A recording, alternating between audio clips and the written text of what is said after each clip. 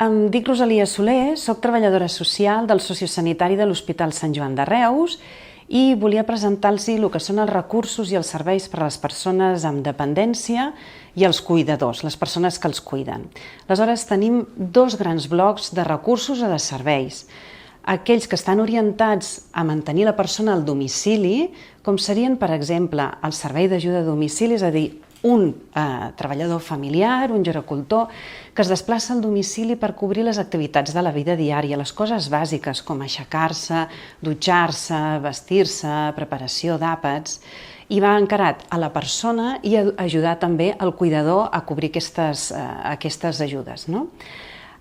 Si Serveis Socials posa aquest ajut, pot ser que posi un complement com pot ser l'auxiliar de la llar, és a dir, una persona que ajuda a lo que és la neteja bàsica del domicili. Per altra banda, un servei interessant també és el servei de teleassistència, que és un pèndol que es posa la persona, que és un sistema d'alarma, que va connectada amb una xarxa a través del telèfon fixe de casa i sona amb una central i es posa en contacte amb els familiars d'aquesta persona i es pot activar els serveis sanitaris davant d'una emergència sanitària d'aquesta persona i activar de la manera més ràpida els serveis sanitaris i que es rebi l'ajuda. Un altre servei que tenim són les ajudes tècniques, que hi haurà comentat la meva companya, la terapeuta ocupacional, que és tot aquell material que ajuda en l'autonomia de la persona per restar al domicili i també ajuda al cuidador perquè el pugui atendre de forma correcta, tant els que estan dintre del Servei Català de la Salut com aquells que estan fora, com se dirien llits articulats, grues, matalassos, etc. Després estarien ja, per exemple, el menjar al domicili. El menjar a domicili el serveix la Creu Roja i són uns àpats que venen ja embolcallats i preparats perquè la persona guardi a la nevera i pugui tindre el dinar i el sopar, el donen 2 o 3 cops per setmana i aquesta persona ens assegurem que té l'aliment que necessita al llarg de la setmana i sense preparació, només calentar. Després, també important, serien els centres de dia. El centre de dia és un recurs on la persona pot passar, com diu la paraula ja, el dia atenent les seves activitats de la vida diària, de la cura personal, però a més permet l'estimulació cognitiva i física de la persona en tallers de memòria, amb servei de rehabilitació, es pot fer una dutxa setmanal i la persona retorna a dormir a casa seva, però durant el dia ja ha tingut aquest suport i també el cuidador pot mantenir aquesta autonomia i llibertat. Per últim, dir també que hi ha serveis que promouen les associacions de malalties concretes que també ofereixen des de serveis, grups d'ajuda mútua i també tallers de formació específics pels cuidadors de les persones amb aquella malaltia que resulten molt interessants. Com he dit, ara entraríem al segon bloc, que seria la institucionalització de la persona. Què vol dir? Quan la persona no pot restar al seu domicili i necessita accedir a un recurs que cobreixi tant les seves atencions ja més de les activitats de la vida diària com més sanitàries, més mèdiques. I estaríem parlant dels centres residencials i es poden fer estades temporals o ja estades definitives, és a dir, que definitivament substitueixen la llar i es converteixen en el domicili d'aquesta persona.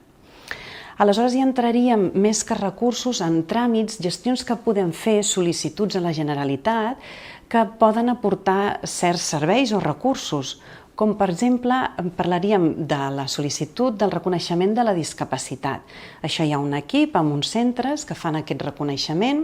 dona un tant per cent i a partir d'aquí el que es pot demanar bàsicament és desgravacions a nivell fiscal i si es dona un barem de mobilitat, per exemple, és molt important,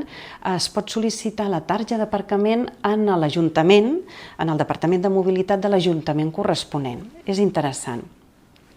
També hi ha una altra sol·licitud que és com a cosina germana d'aquesta, que també es fa a la Generalitat de Catalunya i estem parlant de la llei de la dependència. És una sol·licitud que es fa i ve un equip al domicili a valorar la persona dependent. A partir d'aquí s'estableix si té grau o no té grau i en el cas que el tingui, quin grau és, 1, 2 o 3, a més grau, més serveis, més prestacions, etc. Tot això es poden preguntar com podem accedir a aquests recursos, a aquest servei. Doncs on s'han de dirigir és als serveis socials dels ajuntaments. Tots els ajuntaments de Catalunya, siguin petits o grans, disposen de serveis socials. I dintre dels serveis socials hi ha el treballador social, que és la persona que el pot informar, orientar i assessorar sobre els diferents recursos, gestions, tràmits, etc. que es poden fer. També poden accedir als serveis al treballador social a les àrees bàsiques, que actualment estan totes reformades i la majoria d'elles tenen treballador social que, tot i no poder gestionar certs recursos, sí que pot informar i orientar. Per últim, també, si accedeixen a un servei sanitari, o un hospital o un sociosanitari, també, com jo mateixa, treballem en aquest àmbit i poden demanar informació i assessorament. Per últim, comentar-los que els recursos socials no